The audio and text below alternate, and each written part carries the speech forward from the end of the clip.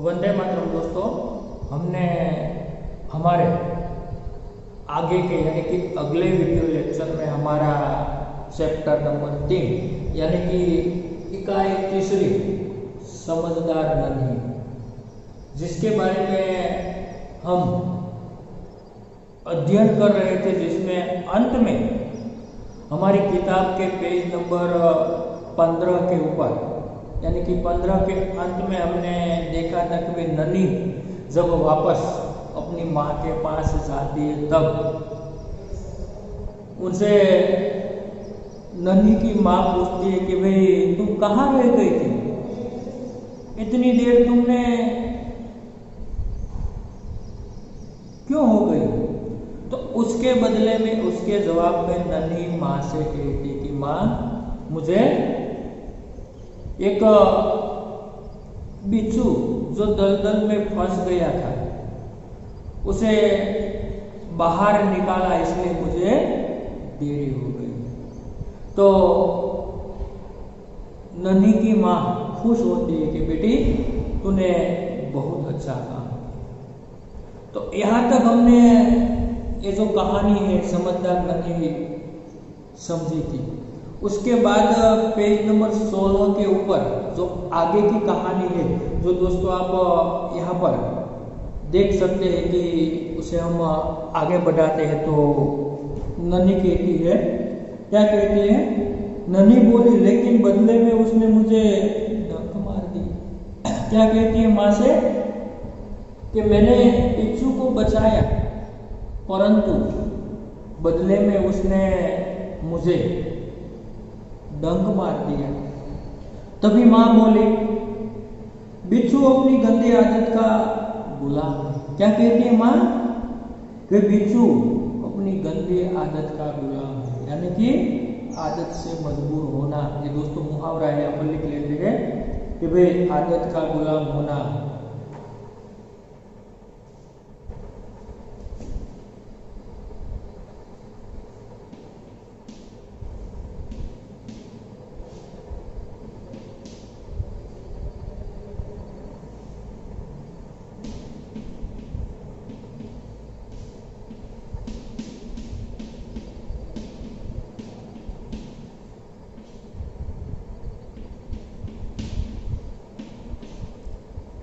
अर्थात कि भाई आदत का गुलाम यानी कि आदत से मजबूर होना।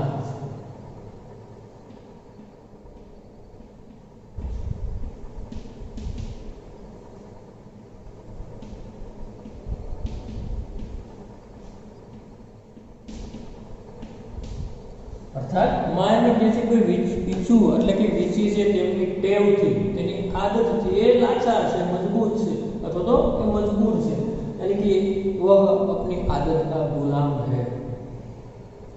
तुम उसे चाहे कितनी बार बचाओ वह बार बार डंक मारता रहेगा। अर्थात मां से પોતાની બેટી નન્હીને કહે છે તું એને ગમે એટલી વખત તું બચાવે છતાં પણ એ વારંવાર તને ડંક માર્યા જ કરશે।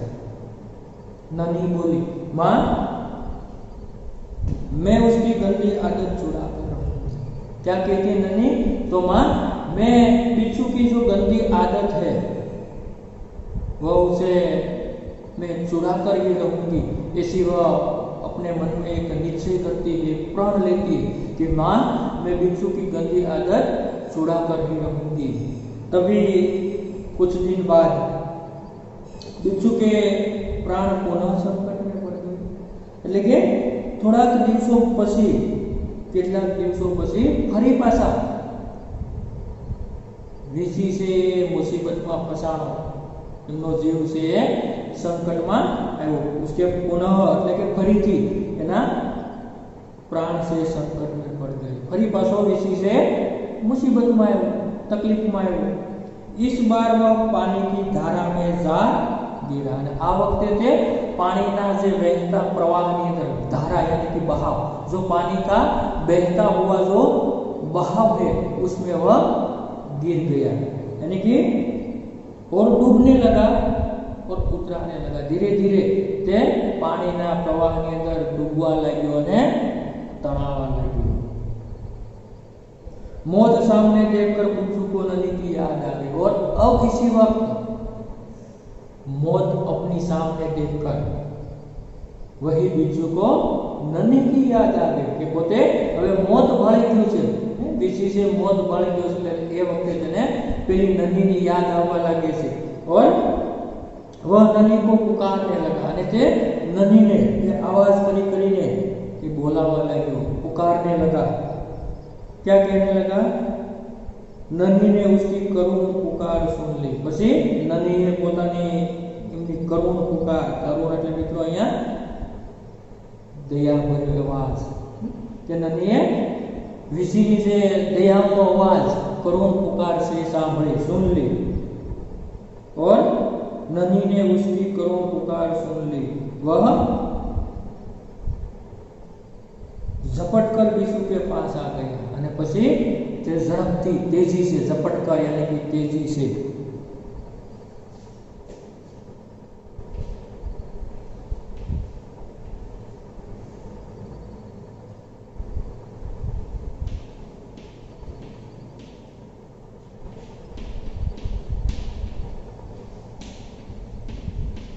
ले એમની કરુણ અવાજ સાંભળી નદીને એના પર દયા આવી ગઈ, એટલે ઝડપથી, ઝપટ કરે यानी कि तेजी से, झड़प से वह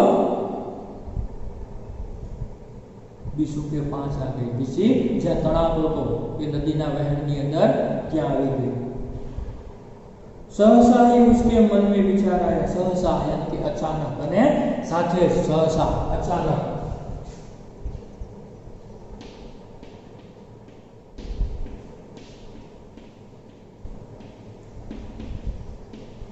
या तो एकाएक।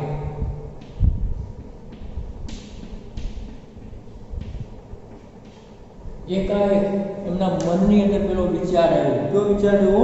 કે ભાઈ अब मैं इस गंदे स्वभाव वाले बिच्छू को नहीं बचाऊंगी। अब मैं इस गंदे स्वभाव वाले बिच्छू को नहीं बचाऊंगी। तब बिच्छू गिड़गिड़ाने लगा। गिड़गिड़ाना यानी कि विनती करना। क्या करता है? और विनती करता है बार बार, गिड़गिड़ाना, विनती करना।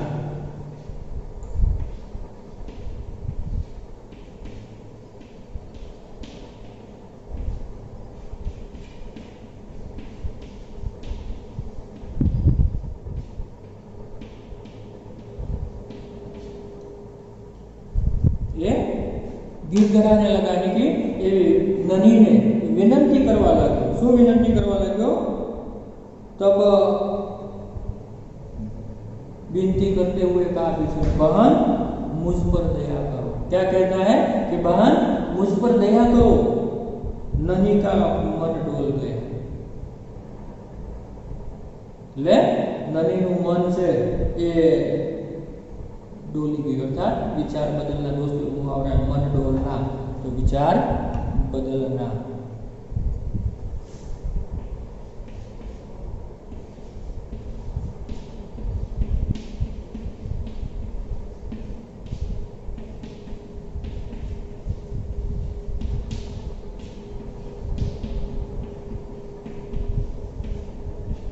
अर्थात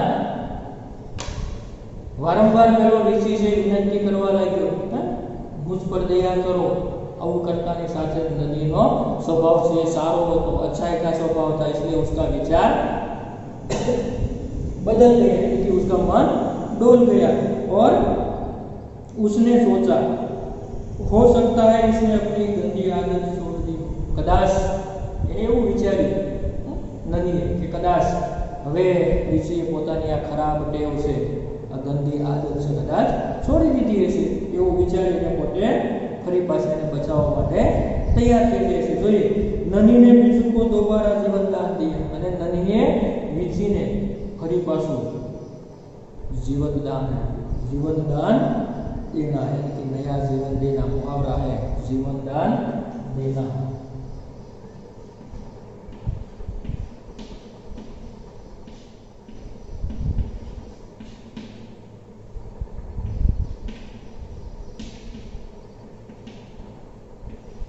नया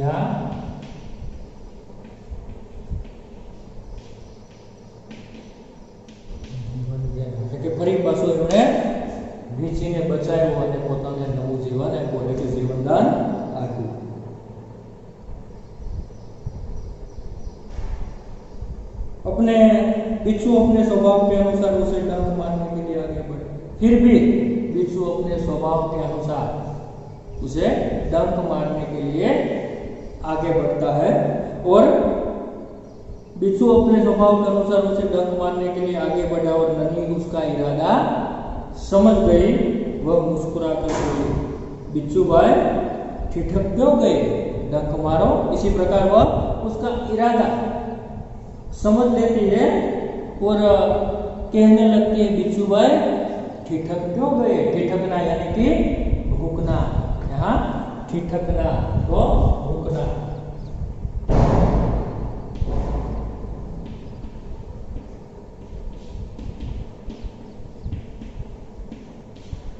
बिच्छू भाई ठिठक क्यों गए, डंक मारो। और बिच्छू शर्म से पानी पानी हो गया।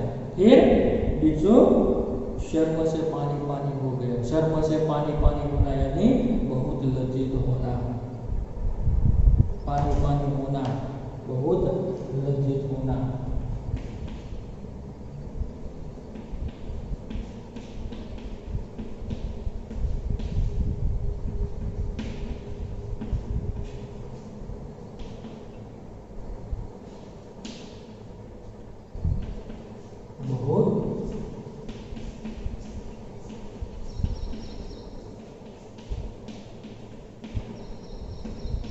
लज्जित होना, तो बिच्छू लज्जित हो जाता है, पानी पानी हो जाता है और वह खिसिया कर बोला, यानी कि शर्मिला होकर, लज्जित होकर कहता है, बहन एक बात बताओ, मैंने सदा तुम्हारे साथ विश्वासघात किया, फिर भी तुमने मेरे साथ भलाई की, ऐसा क्यों। क्या कहती है, खिसिया कर, लज्जित होकर, शर्मिल होकर कहता है, नन्ही बहन एक बात बताओ, मैंने हमेशा तुम्हारे लिए दुर्व्यवहार किया, यानी कि तुम्हारे लिए विश्वासघात किया, तुम्हें धोखा दिया। विश्वासघात करना यानी कि धोखा देना, फिर भी तुमने हमारे साथ भलाई क्यों की, मुझे बात बताइए। तब नन्ही बोली, भलाई करना मेरा स्वभाव। क्या कहते हैं नन्ही, कि भाई भलाई करना मेरा स्वभाव है, मैं तुमसे बदला लेने के लिए अपनी अच्छी आदत क्यों छोड़ दूं। क्या कहती है, कोई मैं तुमसे बदला लेने के लिए, कि હું તારી સામે પ્રતિશોધ બદલો લેવા માટે મારી સારી ટેવ, સારી સ્વભાવ અથવા તો મારો ભલાઈનો સ્વભાવ છે, હું શા માટે છોડી દઉં અને मेरा काम बचाना है। શું કહે છે, મારું કામ છે એ બચાવવાનું છે, मैं मुसीबत में पड़े तो बार बार बचाती रहूंगी, यानी कि હું મુશ્કેલીમાં પડેલા અથવા તો સંકટમાં પડેલાને વારંવાર बार बार बचाती रहूंगी। तुम्हारा काम डंक मारना है, तुम मारते रहो, तारू काम डंक मारવાનું છે, મારતો રહે, देखती हूँ कौन जीतता है। क्या कहती है, જોઈએ છે આપણે બેની લડાઈની અંદર મારો સારો સ્વભાવ છે, જ્યારે તારો સ્વભાવ છે એ ખરાબ સ્વભાવ છે, અને તું તારો વ્યવહાર કર, હું મારો વ્યવહાર કરું, આપણે બંને અંદર જોઈએ છે કોની જીત થાય છે અથવા તો કોણ જીતે છે। તો મિત્રો હંમેશા સારા સ્વભાવ વાળો, ભલાઈ કરનારા માણસ છે એ જ હંમેશા જીવનની અંદર આગળ વધી શકે છે। આ સ્પષ્ટતા છે, એ સંદેશ આપણને આ પાઠની અંદર समझाने का प्रयास किया। तो बिच्छू पछतावे से भर गया और उसकी बात सुनकर बिच्छू को बहुत पछतावा हुआ, पश्चाताप हुआ। और नन्ही बहन बोलता है, क्या कहता है, नन्ही बहन आज तुम जीत गई, आज तुम जीत गई, मैं वचन देता हूँ कि अब मैं किसी निर्दोष जीव को डंक नहीं मारूंगा। मैं आज तुम्हें वचन देती हूँ। क्या कहती है, कि मैं तुम्हें वचन देती हूँ। वचन देना यानी कि वादा करना, मैं तुम्हें वादा करती हूँ कि भाई आज के बाद मैं कभी भी जो निर्दोष है या तो निर्दोष जीव को मैं कभी डंक नहीं मारूंगी। नन्ही खुश होकर नदी में चल दी, અને આ વાત સાંભળીને નન્હી છે એ ખુશ થઈને, પ્રસન્ન થઈને ફરી પાછી નદીમાં ચાલી જાય છે। અને માને आज फिर पूछा, फरी पासु पोतानी माए आज नन्ही ने पूछ्યું, बेटी कहाँ देर करती। नन्ही ने पूरी घटना बताई, અને નન્હીએ પોતાની આખી વાત જે ઘટના હતી પોતાની માને જણાવી દીધી અથવા તો સંભળાવી દીધી। और माँ प्यार से बोली, क्या कहती है? प्यारी समझदार नहीं, शाबाशी आपे से।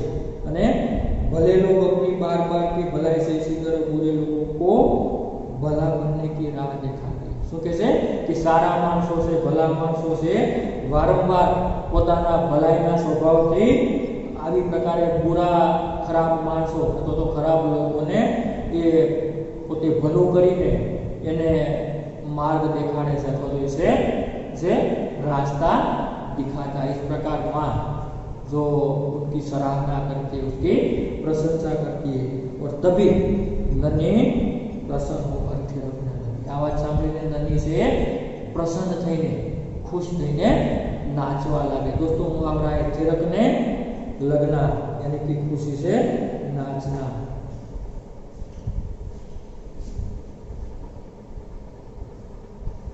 जो पांचवा मुहावरा है यहाँ पर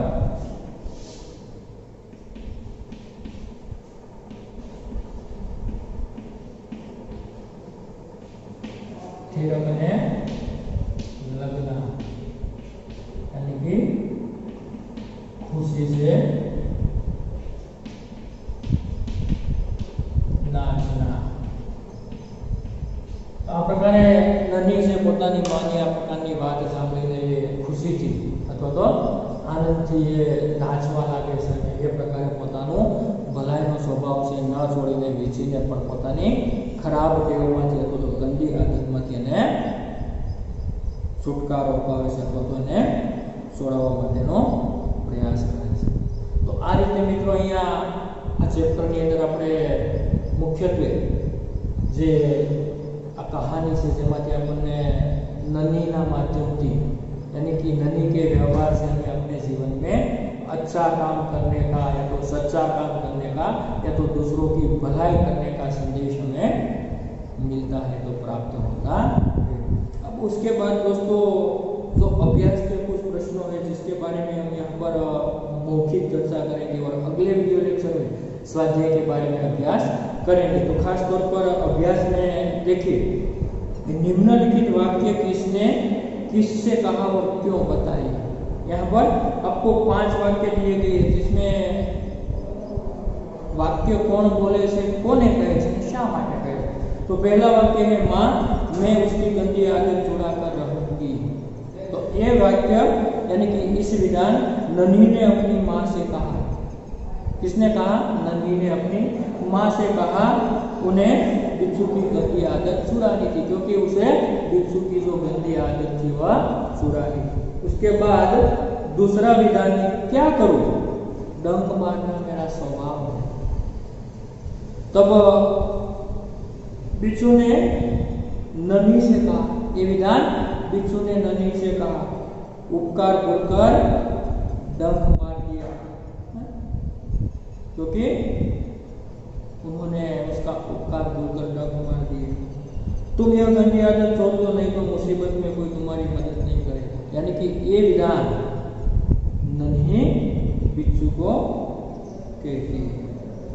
उसके बाद का चौथा विधान है तो वाक्य भलाई करना मेरा स्वभाव है। यानी कि नन्ही ने इस वाक्य बिच्छू को कहा क्योंकि विश्वासघात बोलकर बिच्छू की नन्ही ने मदद की। फिर अंतिम वाक्य में वचन देता हूं कि अब मैं किसी निर्दोष जीव को डंक नहीं मारूंगा। फिर अंत में बिच्छू नन्ही से कहता है कि मैं तुम्हें वादा करता हूँ, वचन देता हूँ कि अब से मैं कभी भी निर्दोष जीव को डंक नहीं मारूंगा। तो इसी प्रकार से कुछ सरल अभ्यास के 5 प्रश्न थे। प्रश्न नंबर अगला 2, यदि तुम नन्ही की जगह होते तो बिच्छू के साथ कैसा बर्ताव करती, सोच कर लिखी। अगर तुम बिच्छू की जगह એટલે કે વીંછીની જગ્યાએ જો મિત્રો તમે હોય તો નન્હી સાથે તમે નન્હીની જગ્યાએ હોય તો વીંછી સાથે તમે કેવો વ્યવહાર કરો એ વિચારીને તમારે લખવાનું છે। તમારો પોતાનો મૌલિક સ્વતંત્ર પ્રશ્ન છે। તો અહીંયા આપણે મિત્રો आ विडियो लेक्चर ने पूर्ण करिए તેમજ તેની સાથે આજનું અભ્યાસના જે મેં અહીંયા સમજાવ્યો એ પ્રશ્નો તમારે હોમવર્કની અંદર લખવાના છે હોમવર્કની અંદર અભ્યાસ ये प्रश्न एक और प्रश्न दो जो ये आपका होमवर्क से आप इस अभ्यास के प्रश्नों को होमवर्क में रूप में आपको लिखकर उसे तैयार करना है। तो यहाँ पर अब इस वीडियो लेक्चर यानी कि पार्ट 2 को हम यहाँ पर ख़त्म करते हैं और अगले वीडियो लेक्चर में प्रस्तुत पाठ के स्वाध्याय के जो प्रश्न में दिए गए उसके बारे में हम चर्चा करेंगे।